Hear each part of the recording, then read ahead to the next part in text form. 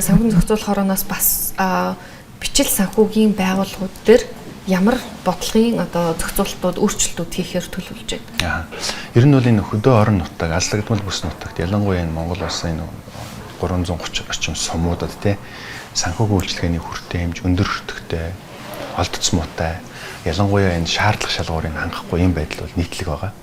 Тэгэхээр бид бүхний хувьд бол ялангуяа энэ олон улсад нэлээд өндөр өгсөн энэ кредит юнион буюу одоо санхүүгийн оршуудууд тийм ээ, санхүүгийн оршуудуудыг яг орон нутгийн тэр онцлогт нийтсэн хэлбэрээр одоо үүсгэн байгуулах энэ бол зайлшгүй шаардлага гэж бид харж байгаа. Манайд бол яг 2011 онд бол хадгалан зээлийн хоршооны хууль бол батлагдаад өнөөдөр Монгол улс 170 гаруй хадгалан зээлийн хоршоо үйл ажиллагаа явуулж байгаа.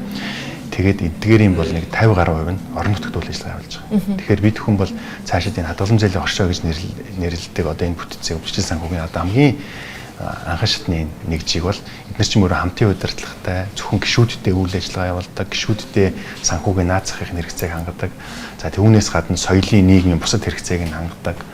Тэгээ хамтарч удирддаг, нэг хүнээс хамааралгүй гишүүн болгоо нэг саналын эрхтэй оролцдог ийм одоо ардчилсан гэдэг юм уу? Удирдлагатай, хамтын хяналттай ийм бүтцийг л орон нутгуудад илүү төлхөө хөгжүүлэх. Энэний тулд бид бүхэн энэ санхүүгийн хоршооны тухай хуулийн төслийг бол боловсруулсан байна. Тэгэхээр энэ хуулийн төслөө бол бид бүхэн одоо улсын хурлын нэр хүрээг гишүүдэд танилцуулж байна.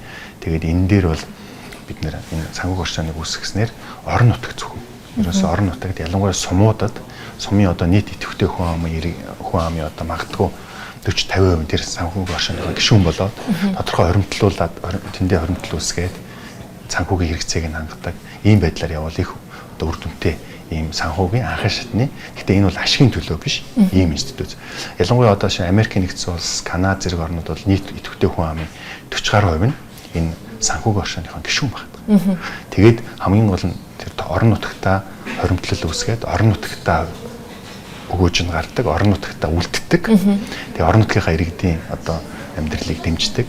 Өнөөдөр яг үнэндээ бол одоо орон нутгийн иргэдийн амьдралын чанар энэ Улаанбаатар хотын иргэдийн амьдралын чанарын ялгаа бол асар өндөр байна шүү дээ, тийм ээ. Тэгээд үйлчлэгээ, бүтээгдэхүүн үйлчлэгээ, санхүүгийн үйлчлэгээ авч байгаа юм.